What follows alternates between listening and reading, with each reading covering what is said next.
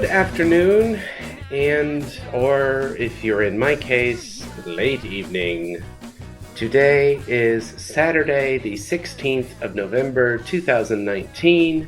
I'm Brach Jennings. And I'm Peter Clark. And this is your friendly neighborhood theology podcast with just enough irreverence to work. Stumbling block. I apologize that my voice is still bad. These things hit me worse than most due to my asthma, so I finally got on some better steroids and stuff like that, and things should be getting better soon. You have asthma. How did I not know this, Peter? I don't know, it doesn't come up a lot. I suppose it doesn't. I've certainly never seen you use an inhaler. Is it just mild asthma? Yeah, it's exercise-induced mostly. But then it gets affected by illness and things like that, so that's why I'm a little squeaky. Yeah. That's all right. We can handle you being squeaky for what time is it there? 2:20. Oh, I envy you. Afternoon. It is 9:20 at night here in Germany. Apparently, I thought we were only 6 hours apart.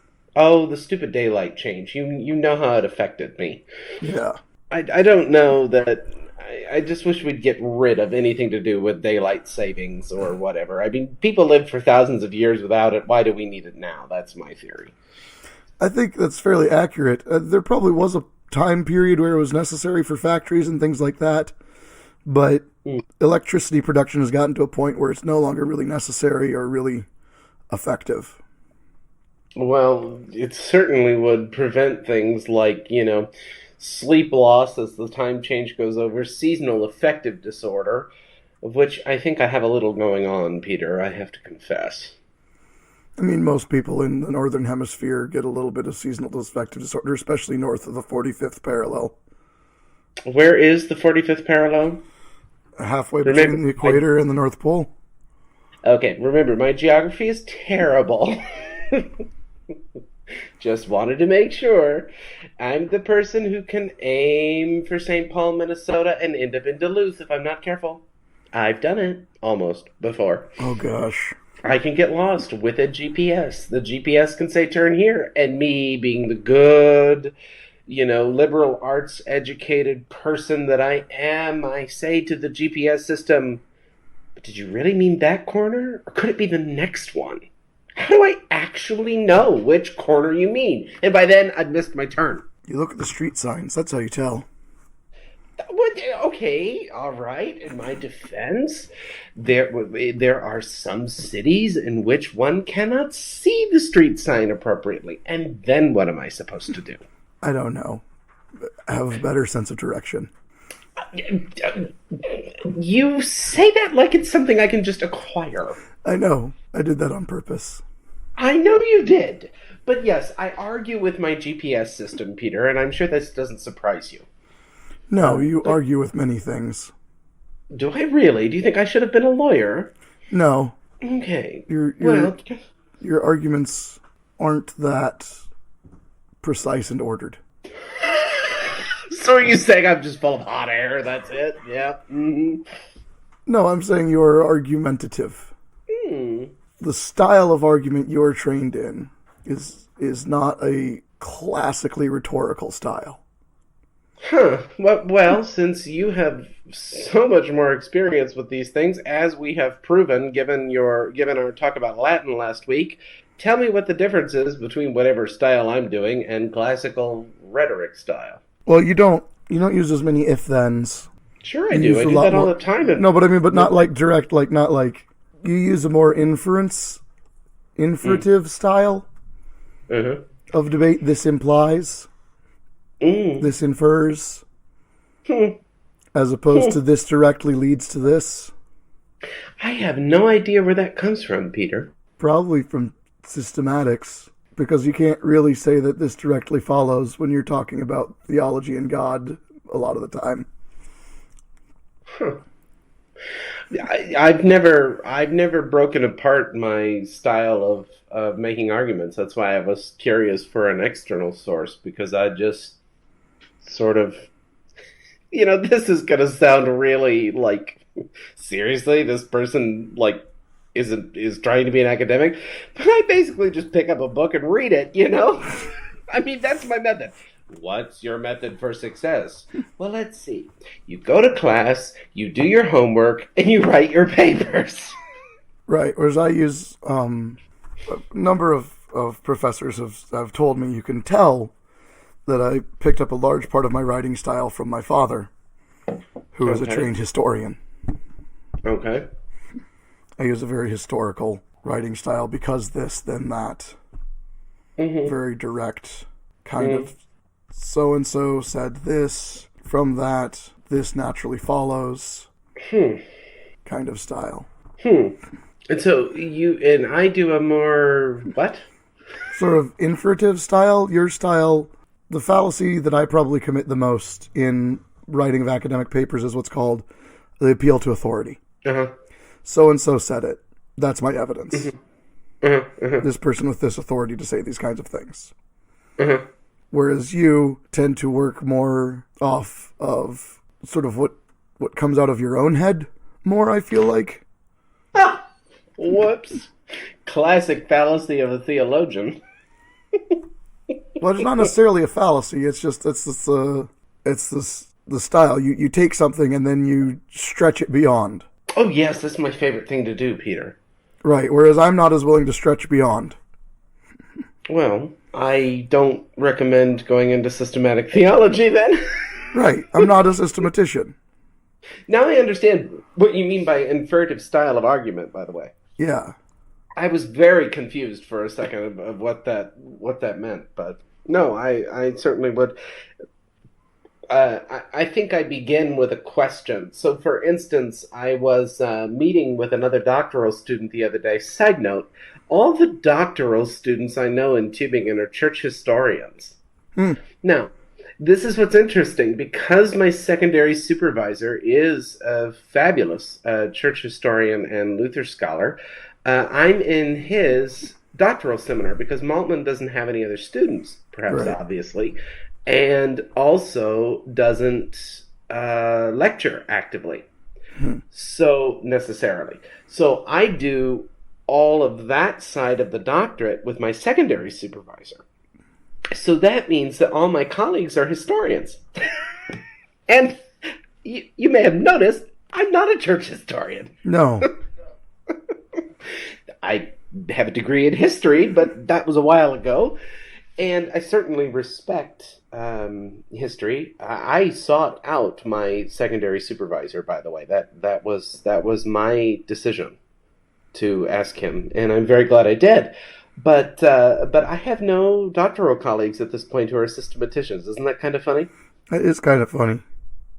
I mean, I sort of like to do things like that, though. I like being the renegade in a way. Yeah. But anyway, so I was meeting with one of my colleagues who actually is doing his postdoc, the equivalent of a postdoc, but in German is a Habilitation, with Professor Lepine. And so this student and I met, and he was talking about prayer because he's doing his habilitation on having to do with prayer. And I thought to myself at the time, as he and I were talking, if I were to do that as a postdoc topic, I would begin with the question, what is prayer and does it have any efficacy for today? That's where I'd start. And because I begin with that question, that's how I know I'm a systematician and not strictly a historian. Right. I would begin with something like an examination of historical perspectives on prayer or something like that. The times I did write papers for systematics or classes like that, I had to start with a presumption and work my way backwards from there to be able to write it. Isn't that kind of what I'm doing right now? No, you're starting with a question. I would start with an answer. Oh, but I can't get to my theological answer spun out until I first ask the question. See, I can. I can frame a paper in such a way to make the argument that prayer is efficacious, and then I'll find the question I want to ask that best helps me make the point that prayer is efficacious. Oh, that's interesting. Okay, so I'm still trying to figure out this if-then versus infertive stuff. I can't say the word infertive, by the way. Did I say it right this time? Yeah, that's fine. Infurtive. Okay. God, I can't even pronounce English. How am I going to pronounce German? And I'm not saying the way I do it is right. It's just the way I write. That's the way I write papers. When I have to write papers, this is part of why I don't thrive so much in the academic setting. The academic setting rigidizes me. Mm-hmm. Well, for me, it was just a larger question on, I think a church historian would in fact say I begin with what the tradition has said about it, and I, as a systematician, would say I use the tradition insofar as it suits me, but only insofar as it suits the point I'm trying to make. Right, and I think there's a real danger to that. Yeah, absolutely. That's why it's a dialectic. Are you surprised? Here we go. That's why it's a dialectic between gospel and culture, number one, but number two, tradition and contemporary current expression of said tradition. You don't want to go too far in either direction, so I'm cognizant of that. But I still would, if I were looking at that kind of a question that would draw heavily on tradition, I would be drawing from the tradition in order to construct something new, in other words. That's a systematician. Because the systematician will say, okay, so how does this work for today's church, or the little slice of it that I inhabit? Let's put it that way, because you can't speak universally for the church, obviously. Although I think some theologians make the great error of thinking they do speak universally. So for the little slice of the church that you're a part of, how do you make this communicate today? And so in that respect, you use the tradition to propel the core of the message forward, if that makes sense. Basically, I'm proving your point that I stretch things. Right, whereas I think the historian tries to make the tradition relevant to today. I mean, I try to make part of the tradition relevant. Does that count? Kind of? I don't know.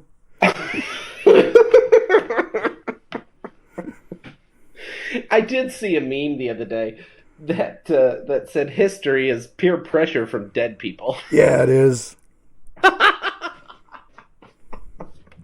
And, at some point you got to say, look, I've got an intellect too, and it's not to say that anybody's better or worse, but it's also not to be intimidated so that the tradition becomes, what's the word I'm looking for? Is it heteronymous?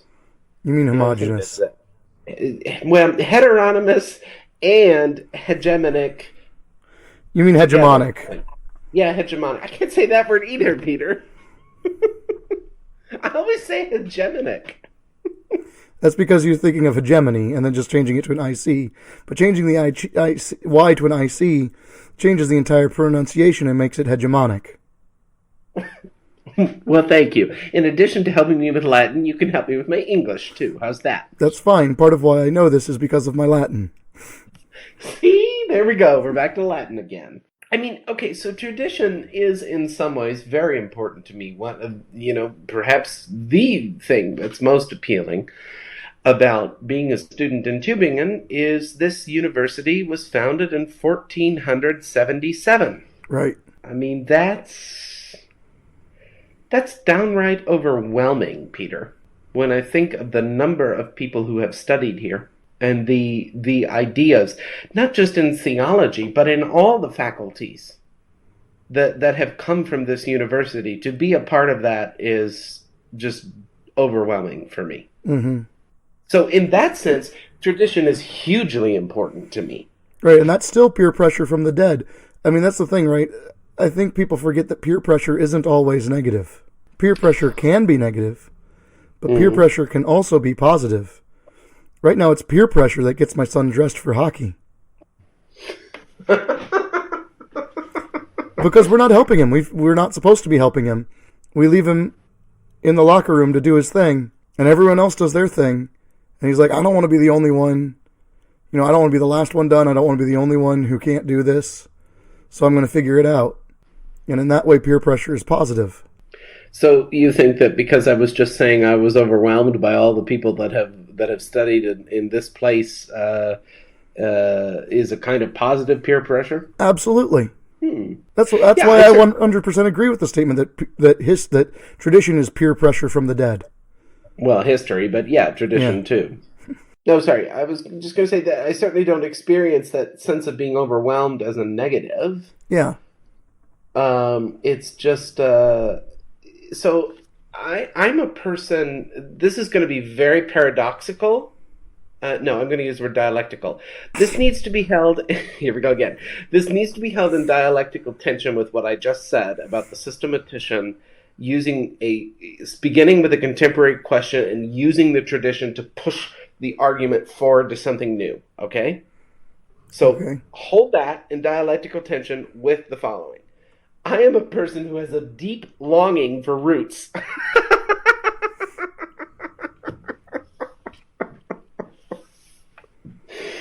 So, one of the reasons, and certain people may disagree with me on this, but one of the reasons that I went to 3 ELCA seminaries was I wanted the different intellectual roots of Lutheranism in North America. Mm-hmm. I wanted to be formed by all that. And I think to a large extent I was formed by the different traditions that shaped the schools I was at. And now that certainly blossoms in totally unexpected ways in Tübingen. So I have this deep longing for roots, but yet paradoxically, I don't rest in tradition. So I want the grounding, right? To say I'm a spiritual successor of whatever, right? Because the successor part implies a root. So that's Lutheranism. I'm an inheritor of the Lutheran tradition, and now as I'm working on this dissertation, which has been killing me the last couple of days, I'm trying to do, Peter, an eschatological rereading of the end of Luther's Bondage of the Will. Okay. Directions from my Dr. Vater. You know, does it surprise you that Dr. Maltman wants an eschatological rereading? No. Number one. Number two, setting up my argument in that section so that my previous work on Bondage of the Will, which is drawing from, this may surprise you, Gerhard Forde and Steve Paulson, it's drawing from their notions of preaching and proclamation, and somehow linking that together with this eschatological spin a la Barth on the end of the thing has just, I've certainly got my intellectual puzzle for the next couple of weeks. Yeah, you do. And I wouldn't have it any other way, so this is not me complaining. But I like to say, or I like very much the notion of being a spiritual successor of Luther. And now, as I'm working on this dissertation, my goal, instead of merely handing on what I've been given, is to push it to a level that I certainly wouldn't have thought of beforehand, and hopefully hasn't really been done quite the kind of way that I'm trying to do it. Right. But there is a strong element of tradition in what I'm doing. Mm-hmm. Because it is consciously being done with Lutheran accents, even though it's Lutheran accents reshaped by Karl Barth. So that's controversial just to say that, right? I'm going to get myself in trouble with some people. But does that make sense of what I'm saying, of trying to hold both that root and the notion of expanding it at the same time? A little bit. I of course always think there's a danger in expansion for expansion's sake. Uh-huh. Do you hear me doing expansion for expansion's sake? I don't think so. Uh-huh. But that, you know what I mean? That's just something I always hold in the back of my head. Uh-huh. You know, I think too, the difference between how the ELCA made their decision in 2009 about the LGBT issues as opposed to how the Episcopal Church made their decision back in the mid-2000s about it. And I think the Episcopal Church rushed into it for political reasons because it aligned with their politics. Well, the ELCA took more time and made sure that it aligned with their theology. Yep, I agree. And that's where my hesitancy on some of these things comes from, is things like that. Now, on the flip side, I think the Methodist Church is holding back for cultural reasons rather than theological reasons, and they're making the wrong decision for the wrong reason in not expanding LGBT presence within the communion. Mm-hmm. Yeah, that is a very fair point. I think, at least in my own work, what prevents me from doing expansion for expansion's sake is that notion that I'm consciously writing with Lutheran accents. Right. Consciously. Right. And purposefully. But also not... I don't feel so much now, and this is probably because I'm no longer in a strictly Lutheran environment. Right. I don't feel beholden as I once did to the Lutheran confessions. I begin to see them now, as time is going on, as, again, an anchor and a grounding and a base, a baseline, if you will, but then that can be improvised on. But the cantus firmus... Well, the cantus firmus is Jesus Christ, obviously. But since we're talking about particularly a Lutheran thing here, the cantus firmus is still the Lutheran confessional tradition. I mean, that's just in me. There are some things, like, for instance, the power of promise in the sacraments. That's just one I refuse to give up. Come on. But I don't feel a fear, for instance, if I take a position anymore that is contrary to historic Lutheranism. Whereas at one time I would have felt that. Okay, I could see that. You seem a little skeptical. No, I'm just thinking. I'm thinking of an analogy in my head. All right. It's like you talked about improvising over a bass, and it made me think of jazz and the blues and stuff like that. And in the types of jazz and blues that I'm into, there's a chord structure. And you stay with... Lutheran confessions would be the chord structure. Right, but you stay within that chord structure and you run certain scales and things like that within that chord structure. And I think what you're doing is... So that's like hard bop jazz and the blues. There's a way of doing it. You play that kind of thing. What you're doing is more like sort of later Davis and Coltrane. Once they got out of their hard bop period. Where they would play what would otherwise be perceived as purposefully wrong notes. Over the chord progression. Amen. Yeah. They'd hold a diminished fifth over a major chord. And they do it on purpose to create conflict within the sound. Which has its own kind of beauty. Right, which is just not my scene. Well, although, I'm sitting there praising this because I love Coltrane's Love Supreme. Right. I love that jazz album. I'm not sure that I'm there, what you just described in my own work at the moment. Okay. I'm not quite there yet because I'm still...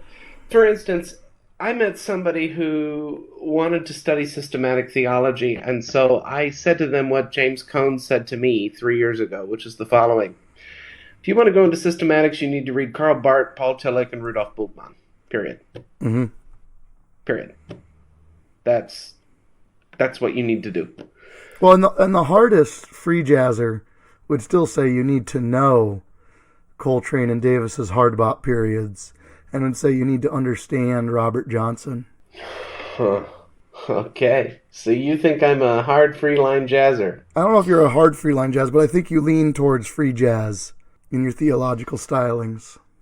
I like that. Lean towards free jazz. I like that. And a lot of this probably comes... I'm sure it came when I went to Luther, Peter. Because that was the first 2 years where I actually got to begin putting together my own theology. Right, and I was even a bit controversial there because, to stretch the analogy some, a lot of the people I went to class with were playing country. That is so true. And I was running blues scales over their country licks. Amen, amen. But I don't think... Do you think I was doing free jazz at Luther? I don't think you were doing free jazz at Luther.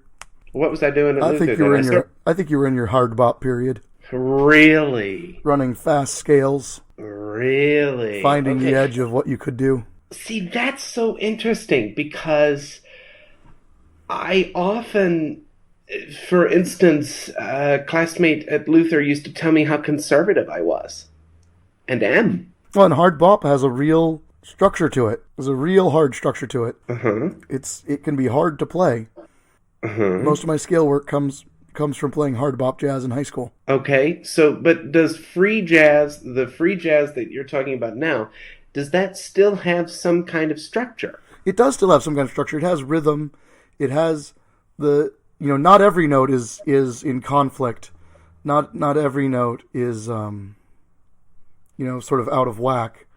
But there are odd notes that get hit to accent something, to feel off, to create an unease. But it's done on purpose, and it's done occasionally. So how have you seen me do something like that recently? Well, I think some of the conversations that we have where you've started to really press sort of on the issue of whether or not it matters whether or not Jesus had a body. I didn't say whether Jesus had a body. I said whether the historical Jesus existed. Right. Whatever. But yeah. But that's a hard diminished fifth over my G major, man. I know it. I love it. I'm looking for a BCD run or something, and you're giving me a hard C sharp. You're giving me E flat over G. I don't know what's going on. Oh, but it's amazing when you step back to sort of take it all in, isn't it? It can be. Okay, here's the funny thing, Peter. I actually know very little about jazz music, but I'm certainly following your metaphor. Yeah. So I find it very interesting that you say that this is what I'm doing theologically, and then you're talking about your own theological formation as a series of blues scales. Right. I'm a very bluesy theologian. I like it. The reason I find this interesting is because I think we've talked before on here about theology being similar to poetry or to music. Yeah.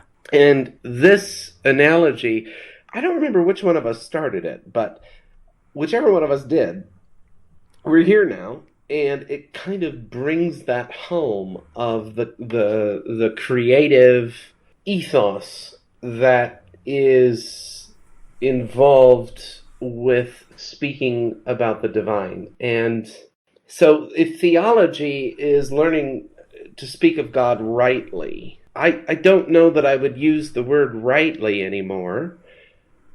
I think I would say theology is learning how to speak about God. Mm-hmm. Period. I think that's true. But when I started, I was much more at PLTS. We obviously didn't know one another then. Not sure you would have liked me. I think you would have found me much too uptight. But I was very hardline, and if it wasn't in the Book of Concord, I didn't want to hear it. And then I met this thinker named Karl Rahner. And then I met Edward Skielebex. And then I met, perhaps most importantly, Jürgen Moltmann. Intellectually, not personally at that point. Right. And it started to shift me from that rigidity. So it's interesting. What is often thought of as the most rigid theological discipline, systematic theology, is how I got over my own rigidity. Mm-hmm. If you can make any sense of that, congratulations to you. Well, on that note, we should wrap things up for today. All right, then. Next week, we're going to see how Peter got out of his rigidity, if he ever had it then, since he didn't give me the chance to ask him that question. All right, yeah, we can talk about that next week. I mean, question whether or not I ever did get out of my rigidity. All right. Well, that's where we're going to go next week. So until next week, I'm Brock Jennings. I'm Peter Clark. And this has been your friendly neighborhood jazz-loving theology podcast, Stumbling Block. Stumbling Block is a production of Silver Turkey Studios. Our Patreon producer is Ben Dittman, our executive producer is Peter Clark, and our executive director is Brock Jennings. Our theme music is by Mirrors for Windows, and we are hosted by Podbean. We can be reached by email at stumblingblockpodcast@gmail.com. Please consider supporting us at patreon.com/stumblingblock. And as always, thank you for listening.